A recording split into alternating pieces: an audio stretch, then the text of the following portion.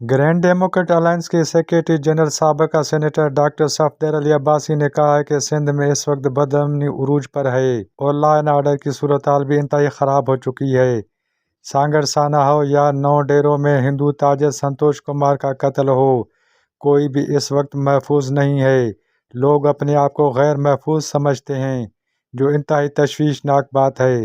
سانگڑ سانہ میں قتل ہونے والوں کی لاشیں کئی روز تک روڈ پر لواحقین رکھ کر سراپا احتجاج رہے، لیکن کوئی بھی ابھی تک مقدمہ درج کرنے کے حوالے سے پیش رفت نہیں ہوئی ہے۔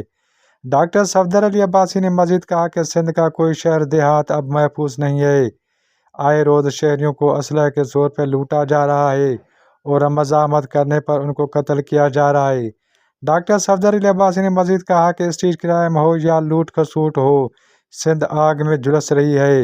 سندھ میں ڈاکو راج ہے، جبکہ جرائم پیشہ ملزمان پر کنٹرول نہ ہو سکا ہے، جو کہ حکومت کی نااہلی کا کھلا ثبوت ہے۔ دن دہاڑے ڈاکو شہریوں کو لوٹ رہے ہیں اور پولیس بھی خاموش تماشائی کا کردار ادا کر رہی ہے۔ ہم نہیں چاہتے کہ عوام کو مجرموں کے رحم و کرم پر چھوڑا جائے۔